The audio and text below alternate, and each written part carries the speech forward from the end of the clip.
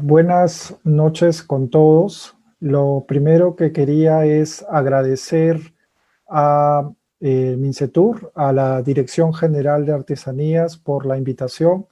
En esta oportunidad me interesa hablarles del arte popular y las colecciones formadas por los artistas y coleccionistas, porque en realidad son coleccionistas. Y en este caso me gustaría entender este proceso y también entender el sentido que les dan. Y principalmente vamos a abordarlo desde las colecciones que se forman en el Instituto de Arte Peruano, en la Peña Pancho Fierro y pintores como Enrique Camino Brents. Para empezar, lo que me gustaría comentarles es pensar los antecedentes en cuanto al tema del coleccionismo o la exhibición de objetos de arte popular. En el siglo XIX podemos mencionar de que en la exposición de 1872 organizada por Balta, que inauguró el Palacio de la Exposición, aparecieron estas obras, esculturas en piedra de Huamanga costumbristas realizadas por el ayacuchano Luis Medina. Estas litografías que toman las esculturas fueron publicadas en Washington 1873, 2 Years in Peru with Exploration of its Antiques. Y lo interesante es cómo está validando Hutchinson estas piezas. Cuando está mencionando el consumo de estas esculturas, exalta la participación del escultor Luis Medina, a quien le da ciertas características de factura vívida de dos estatuas, en donde la calificación ha sido, entre comillas, indio, ha sabido plasmar la verosimilitud hasta representar las venas de las manos, ¿no? Esto se menciona... por lo general, en este periodo, los objetos de piedra de Huamanga eran usados para los interiores domésticos y religiosos, y no necesariamente para los objetos de tipo monumental, como los que acá se pueden observar debido a su fragilidad. Otro antecedente para entender el arte popular, podemos ver que en la revista Variedades, en 1920, se publica sobre bellas artes y se menciona y aparecen este mate ayacuchano y estas esculturas costumbristas también de figuras ayacuchanas. Y en este caso se menciona que estos objetos de arte ayacuchano pertenecen a la colección de Julio Alfonso Hernández. Se menciona también lo difícil que es acercarse a Huamanga en este periodo. En esta ciudad, cito, aislada del resto del Perú por las inmensas dificultades que se presentan para llegar a ella. Y luego se menciona, porque hacen una separación cuando están hablando de las piezas que tiene esta colección, y mencionan de que hay piezas vinculadas a el arte suntuario de origen virreinal, como objetos de plata, pero hay otras que son las realizadas por los indios. El arte puramente peruano son los mates que trabajan nuestros indios. Cito. Y luego mencionan que de una madera esponjosa y leve, tallan estas especies de vasijas redondas que les sirven para tomar el licor nacional, la chicha. El mate hecho a mano está primorosamente adornado con motivos y figuras decorativas en vivos colores. Inscripciones. También los indios de Ayacucho modelan una sustancia como papel mascado, dura, consistente y ligera. Unas pequeñas esculturas o figurillas que representan tipos costumbristas, ¿no? Acá podemos ver las imágenes y cómo se está mencionando que este trabajo está vinculado a la mano india. Pero sin duda es a partir de 1923 en donde podemos encontrar los conceptos que se van a manejar en torno al coleccionismo en arte popular, y en sí está vinculado a la figura de José Sabogal, quien va a viajar a México en este periodo. En México él va a poder conocer la importancia que los mexicanos daban al arte popular, y esto lo va a decir en una entrevista que se publicó en Mundial. Sabemos también de que, bueno, esta es una obra que él está realizando en México, Mujer con Cántaro, pero sabemos que él conocía los mates burilados desde antes de su viaje a México, porque había conocido a un matero guantino, Mariano Inés Flores, y esto lo sabemos a través de estas piezas. Estos son mates que están dedicados a María Vice, esposa de José Sabogal en 1923. Luego tenemos otro mate dedicado a José Sabogal en 1930 y otro también dedicado en 1923 a José Sabogal de Mariano Inés Flores, ¿no? La importancia del arte popular en José Sabogal, y esto ya lo he mencionado en otras conferencias, está validado por su origen mestizo. El arte peruano tiene que ser visto a través de una validación que viene desde el periodo precolombino y que se va a nutrir de las formas españolas para llegar a una forma que él ya no considera ni indígena ni española, sino peruana. Bajo esa mirada de contemporaneidad, de pensar la pieza desde el presente y no desde el pasado, es que va a entender la importancia del arte popular. Acá vemos una xilografía que él está haciendo y que es publicada en la revista Variedades, pero podemos ver la cerámica, las piezas que están ahí pertenecen a Puno, a lo que se conoce al pueblo de Checa Pupuja. Las piezas de arte popular, por ejemplo, acá vemos un jarrón, una pajata, y vemos acá mates burilados, y vemos estas alfombras de Cotahuasi con temas precolombinos, con diseños de temas precolombinos, estuvieron presentes en el pabellón peruano de la exposición del centenario que se celebró en Bolivia, donde José Sabogal y Camilo Blas fueron representando a la Escuela de Bellas Artes. Esto fue tomado en la revista Mundial y acá aparece el pabellón de minerales de la exposición del centenario de Bolivia. Este constructo mestizo que Sabogal lo está viendo desde la impresión que tiene desde la ciudad del Cusco, a la cual se refiere como muros pétreos y además formas de herencia española y que se van a visualizar, por ejemplo, en monumentos como la Fuente de Arones, donde tenemos un elemento, una escultura antropomorfa que nos remite a una escultura inca y elementos vinculados a la cruz o elementos radiales vinculados a la religión cristiana. Vamos a entender que dentro de la gráfica de José Sabogal se empieza a incorporar los diseños de los mates burilados que van a aparecer en las portadas de la revista Mauta en 1928. Además, él va a escribir un texto, El mate y el yarabí, en donde él va a mencionar la herencia de dos corrientes validadas por el mestizaje dentro del mate burilado. Esta es una portada que también aparece en 1928, es un diseño que él va a realizar, y este es el mate y el yarabí, que es el que les mencionaba, que aparece publicado en Amauta con diseños de mates, ¿no? Entonces, en la década del 20, José Sabogal, una de sus principales preocupaciones va a ser la validación del contenido del mestizaje y lo va a hacer a partir de dos piezas. Lo va a hacer a través del mate burilado y lo va a hacer a través del quero. Ambas piezas, si ustedes las analizan, respondían bajo esa idea de continuidad temporal del pasado hacia el presente.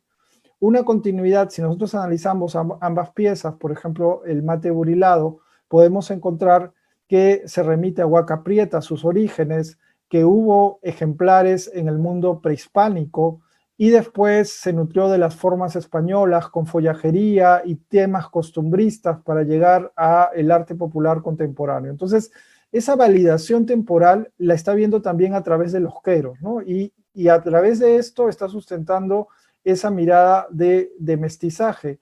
Los mismos diseños tomados de los queros van a estar presentes en el pabellón peruano de la exposición de Sevilla de 1929. Sabogal está encargado de la sección de minería y los diseños tomados como la flor de cantuta, la referencia lineal de esta composición es tomada también de los queros. El mismo, acá tenemos un quero de 1932, es una plata cincelada que perteneció a Sabogal. El arte popular en la década de los 20 era una posibilidad que no solo estaba vinculada al grupo de Sabogal, porque Sabogal va a tener discípulos, sino que va a ser compartida por otros artistas de esta generación. Acá tenemos una portada de Mundial donde Elena Iscue está representando a una tejedora con un telar de cintura y tiene en la parte, tiene dos elementos que son bien interesantes. Un huaco, una cerámica precolombina de origen moche y un mate burilado. Esta relación entre lo precolombino como validación del arte popular va a estar presente también en otros artistas. Acá podemos ver de Domingo Pantigoso, Tocapus, de 1922, con diseños de Queros. Y luego podemos ver esta escena de Jorge Binatea Reynoso, Día de Feria de Pucará, de 1927, donde reconocemos al Torito de Pucará. O el propio Sabogal, que escribe sobre Mariano Flores, artista burilador de mates peruanos, que murió en Huancayo, en Quipus, en el año 1932. Y acá vemos el grabado que está dentro de este artículo, donde representa a Mariano Inés Flores haciendo estos mates, y también podemos ver en Leonor Binatea Cantuarias, egresada de la Escuela de Bellas Artes, a una mujer con mate hacia la década de 1930.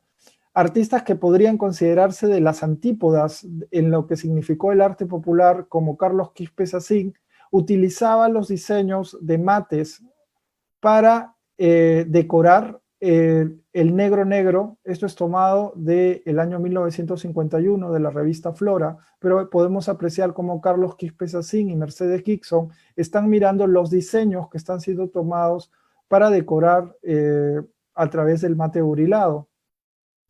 Durante los años 30, lo que habría es una validación a partir del Perú antiguo, y ese papel le correspondería al Museo Nacional y al Instituto de Arte Peruano, que se va a crear en 1931. El papel fundamental de Luis Valcárcel y Jorge Muelle, a través de los cuadernos de arte antiguo que se publicaron, y sobre todo el muestrario de arte precolombino de 1938, que utilizó la cerámica Nazca para el color. Acá podemos ver algunas imágenes de Camilo Blas, que está usando a la acuarela elementos de ponchos canchinos. Esto pertenece entre el 25 al 27. Yigjas canchinas también, y son estudios también de la cerámica Nazca. Camilo Blas va a participar en el muestrario de arte precolombino. Entonces, acá tienen los colores fundamentales de la antigua cerámica peruana.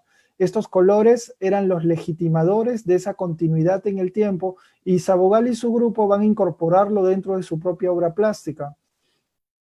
Uno de los referentes donde las piezas de arte popular estuvieron presentes bajo esa continuidad histórica desde el pasado hasta nuestros días fue la exposición de París de 1937. El pabellón peruano, encargado a Valcárcel y con la colaboración de José Sabogal, empezaba con los elementos, las piezas precolombinas, habían fotografías de Abraham Guillén, y terminaba en la última parte con objetos de arte popular.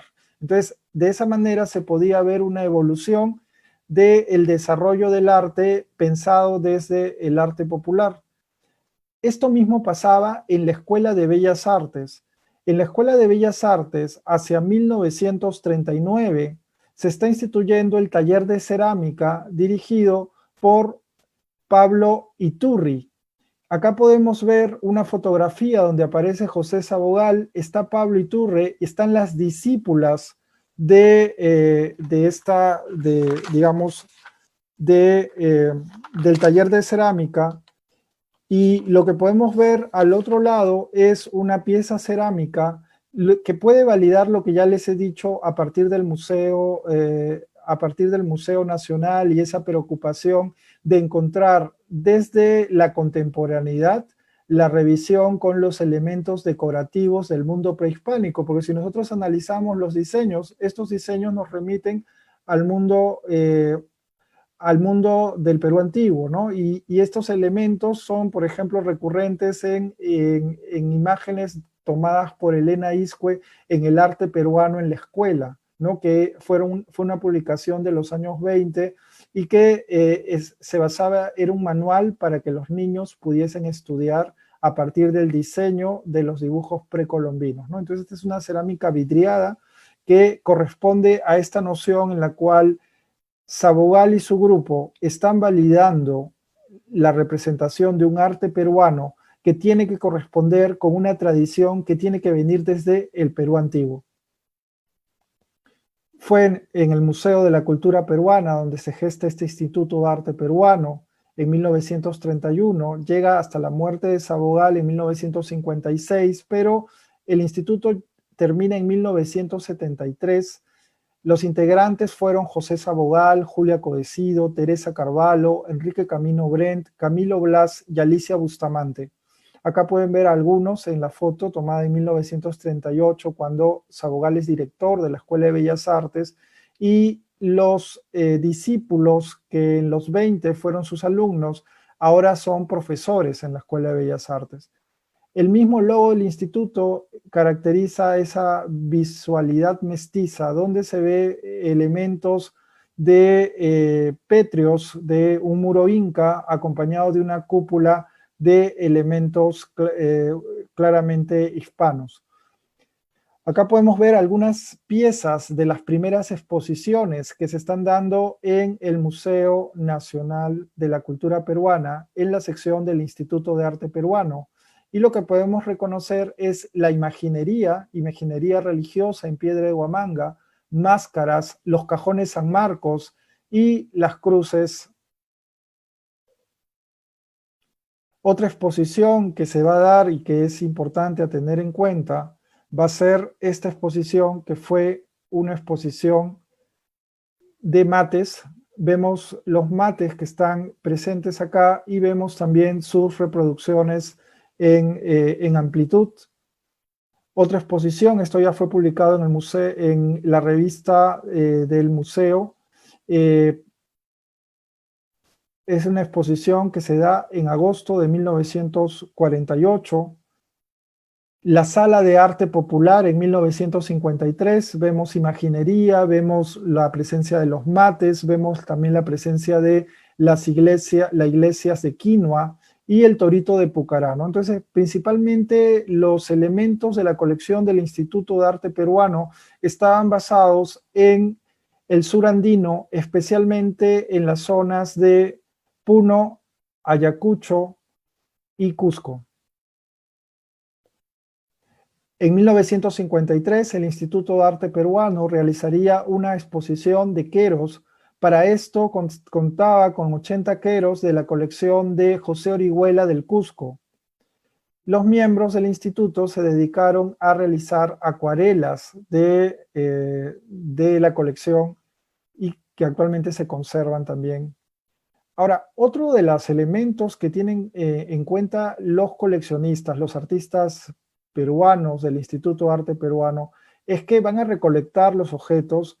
El Instituto de Arte Peruano desde 1946 tiene presupuesto para la compra de obras de arte popular, y por eso recorren el sur andino en la búsqueda de estas piezas.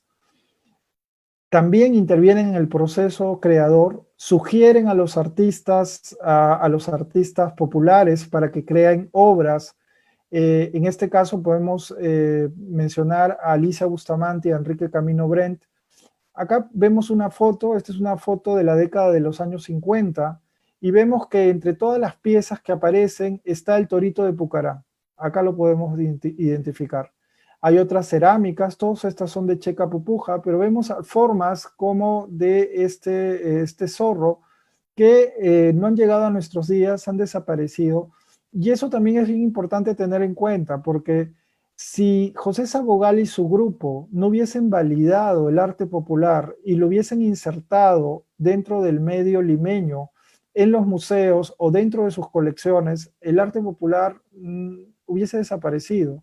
Y no lo estudiaríamos, porque el proceso de modernización que empieza en la década del 20 había hecho que artistas como Joaquín López Santay dejase de hacer retablos, y incluso se menciona, Raceto menciona de que se dedicaba a pintar casas, o sea, no necesariamente ya, y no le enseñó a su hijo el uso de realizar retablos, porque consideraba que era un trabajo que ya estaba en San Marcos, mejor dicho, perdón, pues retablos, el término nace a partir del encuentro con Alicia Bustamante.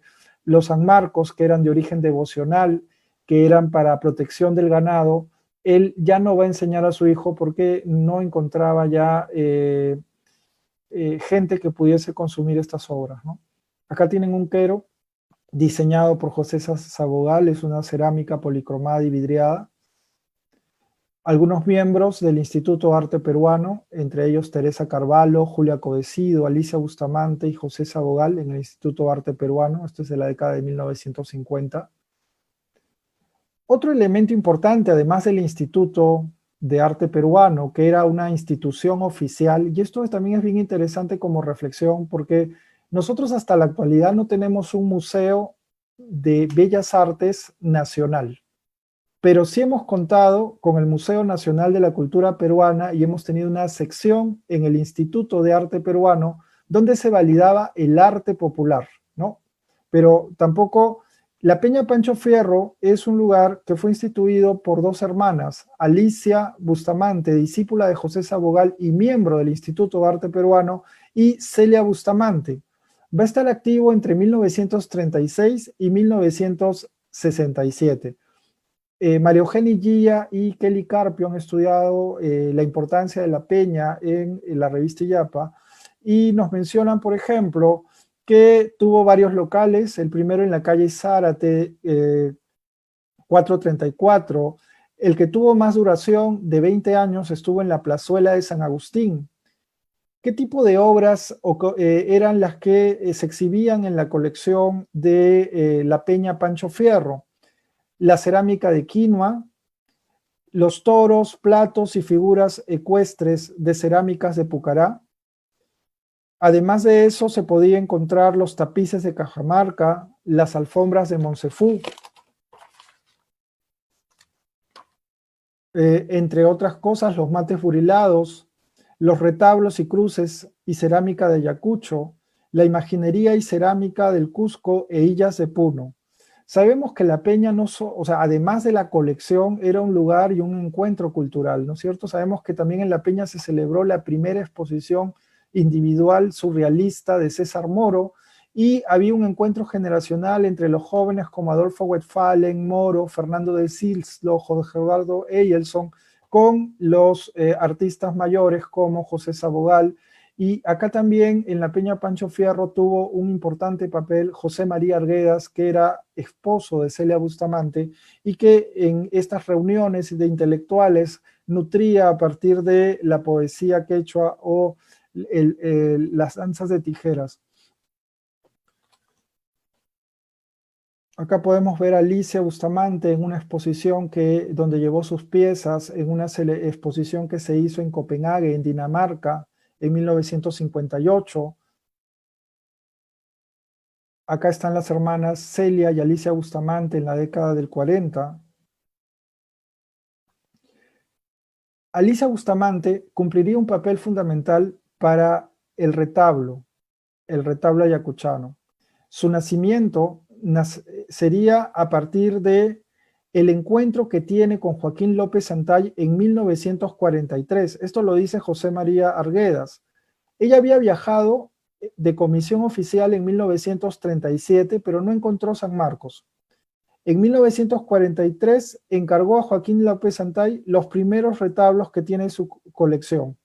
Esto, según Stasny, estaría vinculado a un abigarramiento de barroco, ¿no es cierto? Porque hay una profusión de elementos dentro del cajón San Marcos y que puede evidenciar, ¿no es cierto?, estas recomendaciones que Alicia Bustamante le va a hacer a Joaquín López Santay, que va a cambiar el tradicional San Marcos por el retablo, donde va a incluir escenas de tipo costumbrista a petición del artista, ¿no?, para realizar su colección, ¿no? Esta es otra imagen, ¿no es cierto?, de Copenhague, donde se está mostrando un torito de Pucará. La alegoría como recurso pictórico del mestizaje sería un poco la validación de lo que yo ya les he mencionado. Acá ustedes pueden ver un boceto de paisaje de arte peruano con los colores tomados del muestrario de arte precolombino, que son los colores de la cerámica Nazca, y vemos que el resultado final es un elemento simbólico. Esta obra es realizada por José Sabogal, pero lo que tiene son piezas de arte popular. Tenemos el torito de Pucará en el centro, tenemos una illa inca en el lado izquierdo y en el lado derecho una iglesia cristiana española. Y la idea es, el producto de este mestizaje sería el arte popular visto a través del torito de Pucará, la cerámica de quinoa, reconocida a partir de estos músicos, y vemos la importancia que tienen las acuarelas del Instituto de Arte Peruano, porque tanto Sabogal y su grupo se dedicaron a hacer acuarelas de piezas de arte popular. La que mayor participación tuvo fue Julia Codecido, ¿no? Que es una de las artistas también más interesantes de este periodo.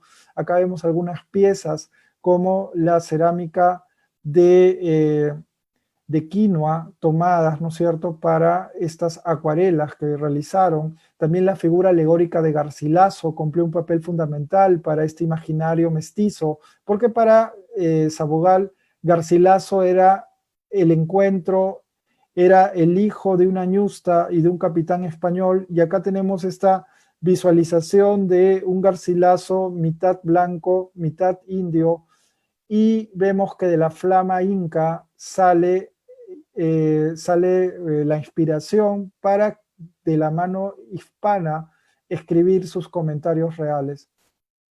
Otro papel importante que otro de los artistas que perteneció al Instituto de Arte Peruano y que tuvo un papel importante para el desarrollo de las colecciones fue Enrique Camino Brent.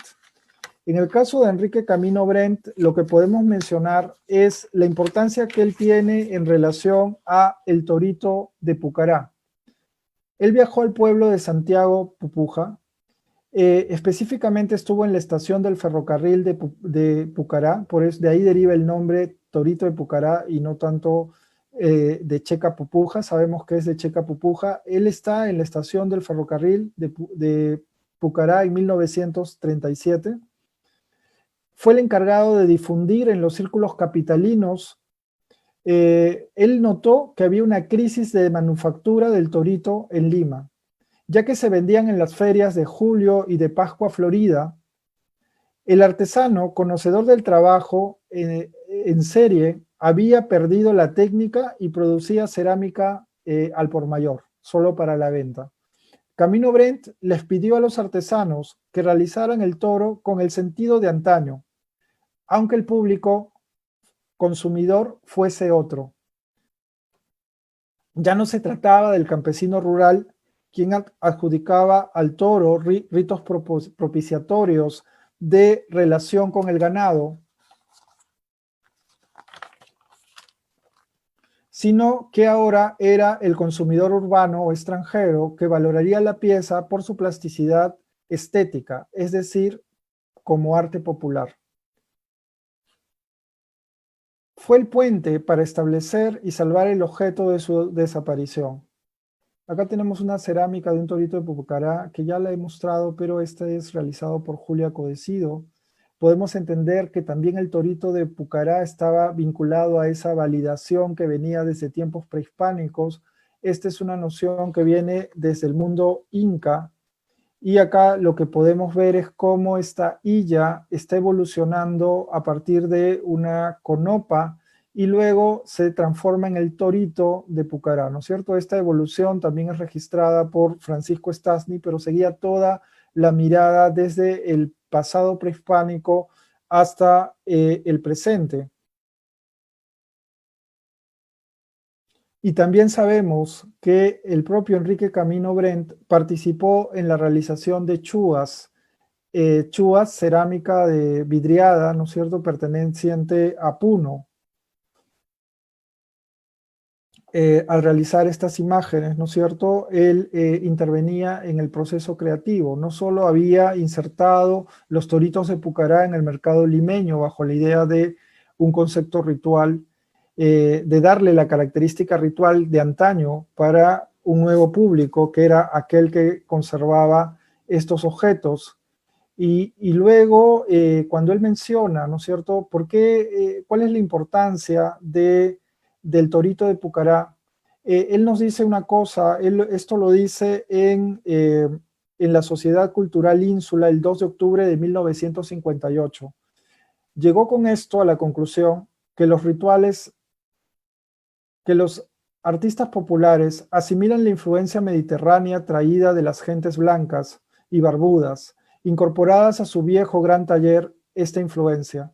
En algunos casos se mestizan, pero es imposible encasillarlos en grupos o estilos. Harán diferentes temas y usarán materiales diferentes, pero subsiste el común denominador. Un legítimo producto de esto lo admiramos en el Torito de Pucará. Por último, me gustaría pensar en Enrique Camino, en Joaquín López Santay, un artista que es reconocido por Alicia Bustamante y al cual se le va a dar el premio. Este era lo que se conoce como el San Marcos, ¿no es cierto?, de eminente carácter propiciatorio para protección del ganado. Este es el que va a cambiar bajo la sugerencia de Alicia Bustamante en retablo. El retablo que va a introducir los temas costumbristas, en este caso este es de Joaquín López Santay de 1950, es una escena de marinera, y acá tenemos cuando el premio de cultura se le está otorgando a Joaquín López Santay, y en este caso este premio nacional de 1975, otorgado por el gobierno de Velasco, y que busca reconocer a partir de la obra de este artista a todos los artistas populares. El Premio Nacional de Cultura se daba por el largo ejercicio de una vida dedicada al arte de su pueblo, el enriquecimiento del lenguaje plástico de un objeto adoptado como el retablo, la pervivencia de las costumbres, ritos y cosmovisión del mundo andino, todos valores genuinos y equiparables a la manifestación artística en cualquier parte del mundo. Acá es cuando está recibiendo el premio Joaquín López Santay y lo que él dice es que lo recibe por todos los artistas populares. Bueno, esto era lo que yo quería compartir con ustedes, la importancia de las colecciones de arte popular, validar un concepto fundamentado en el arte popular, un concepto que se manejaba desde el arte mestizo y que se reconocía como una tradición que venía desde el mundo prehispánico y se asentaba en nuestros días. Entonces, no son objetos con una carga simple, sino están cargados de una densidad ideológica que fue la que les dio la importancia y los incorporó dentro de los museos. Muchas gracias.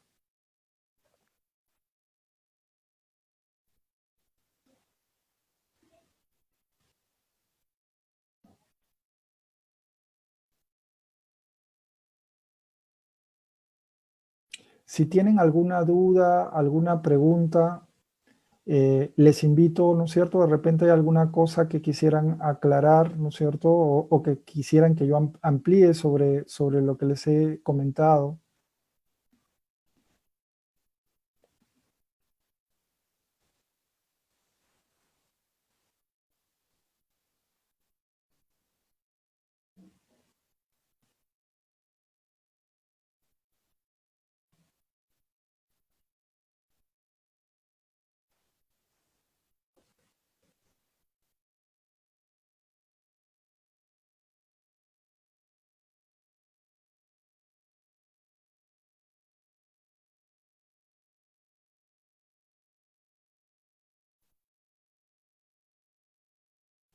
Sí, Natalia, muchas gracias por tu pregunta, ¿no?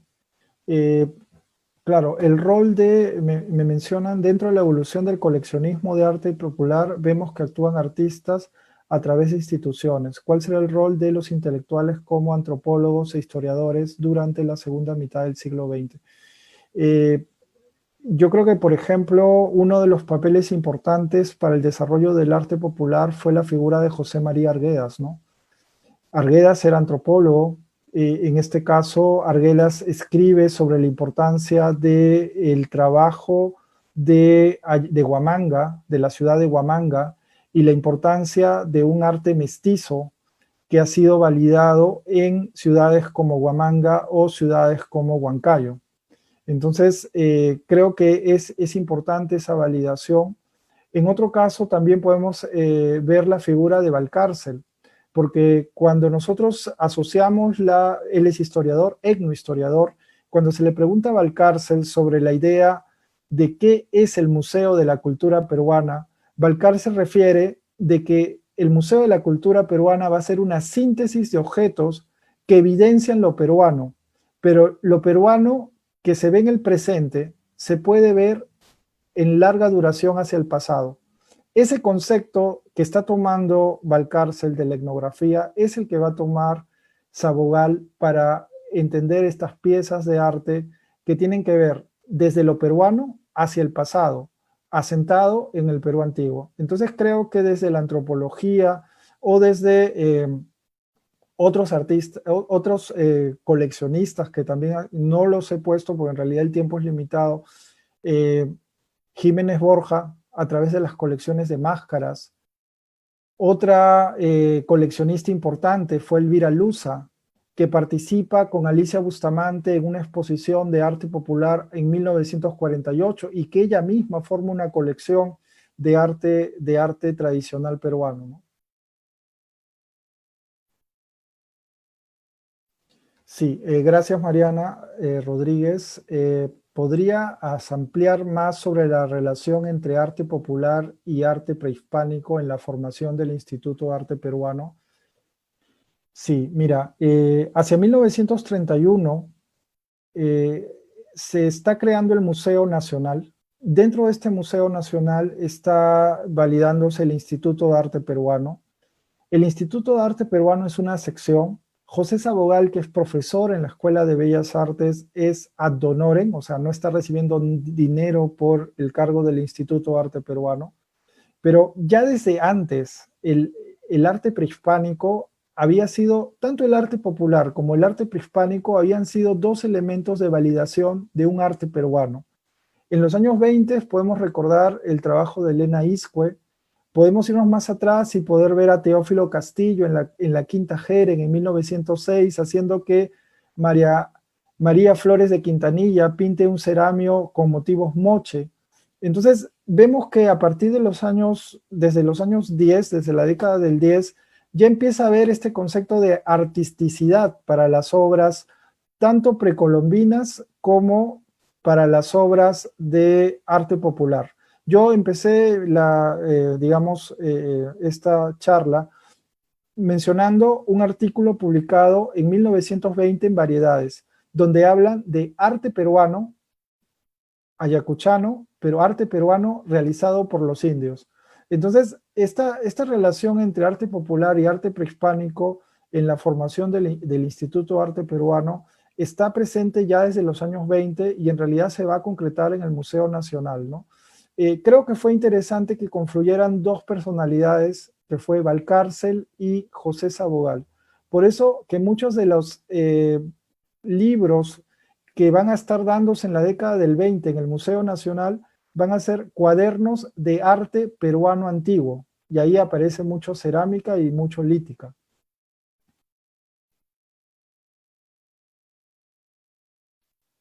Sí, me preguntan si hay alguna diferencia, gracias Susana, entre el arte tradicional y el arte popular, o es lo mismo. En realidad es lo mismo, Susana, me parece que son dos términos, eh, creo que más, digamos que se está utilizando más arte tradicional en nuestros tiempos. Arte popular es un concepto que se manejó desde la década de los 20, ¿no?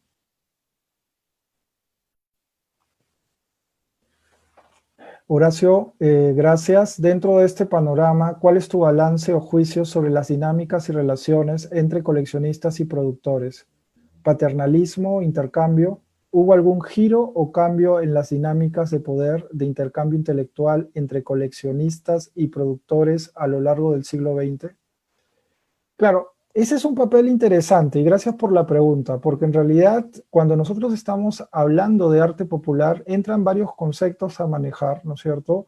Y uno es el concepto de paternalismo y otro es el concepto vinculado a la posición del artista frente al objeto, ¿no es cierto? O sea, podemos ver dos etapas para el arte popular. Una primera etapa que es la validación del objeto en sí mismo, porque eso se da en el Instituto de Arte Peruano. El Instituto de Arte Peruano realizó exposiciones de piezas de arte popular, más no de un artista popular.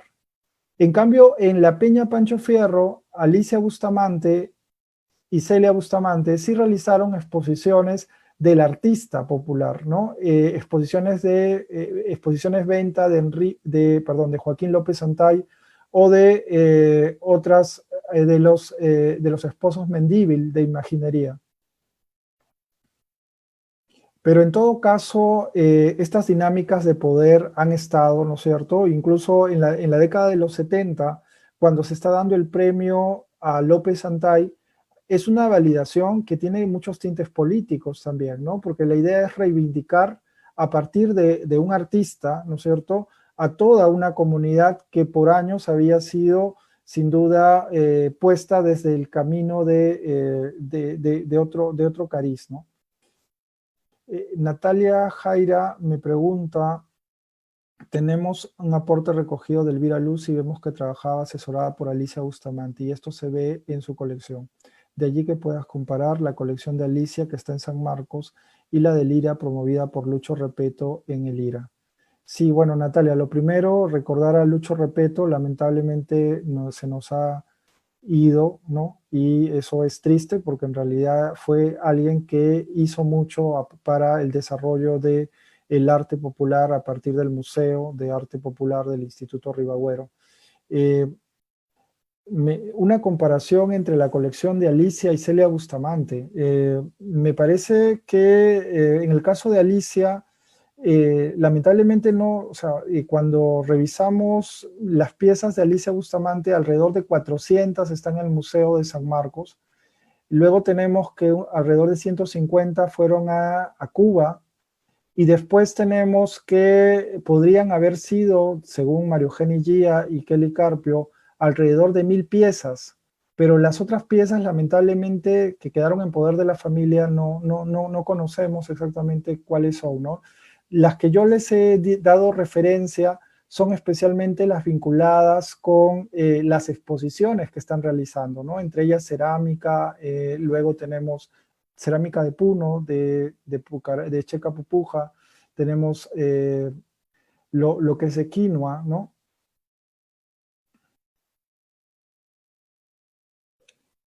Daniel me pregunta que se debe tener en cuenta para poder diferenciar entre un objeto artístico y uno artesanal, y en la actualidad la producción de arte popular podría validarse bajo el concepto de arte contemporáneo.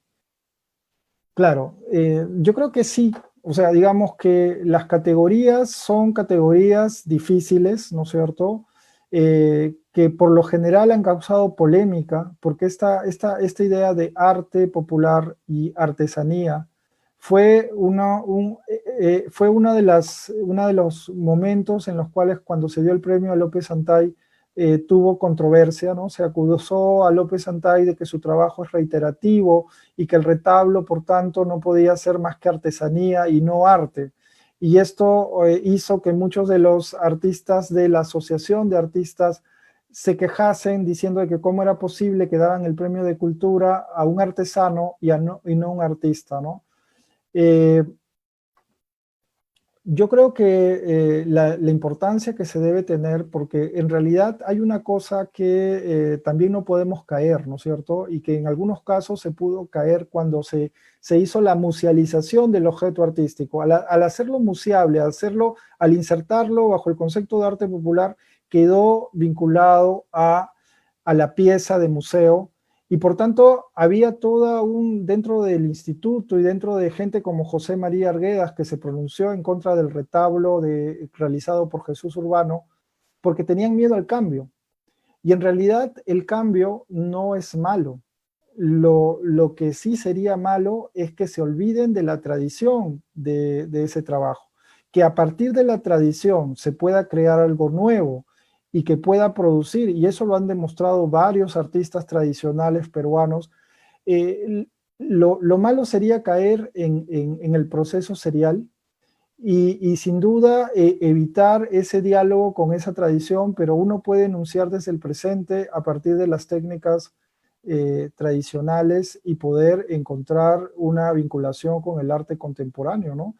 Creo que ya se ha mencionado y otros lo han dicho, ¿no? Lauer dice que el arte contemporáneo peruano, su vía es el arte popular. Javier Ancalle, buenas noches. ¿Existe una diferenciación entre el trabajo artístico y el trabajo artesanal? Por ejemplo, un mate burilado, ¿cuándo es considerado artesanía y cuándo arte?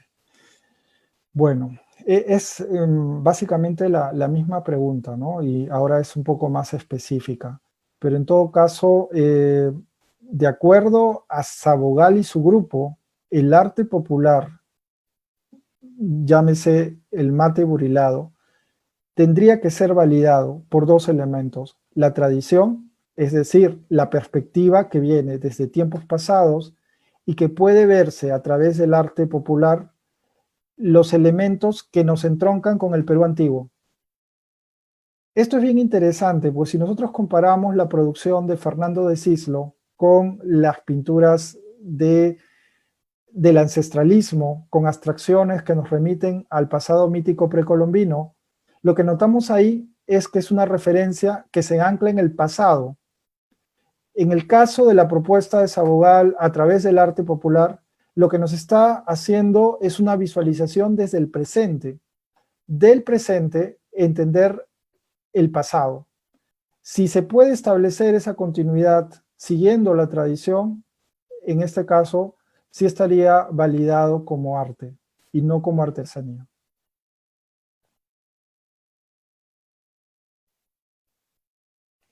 Bueno, les agradezco mucho su atención. Las preguntas han sido sumamente interesantes y creo que este tema permite trabajarlo desde muchas miradas, ¿no? Muchas gracias por su atención. Saludos. Hasta luego.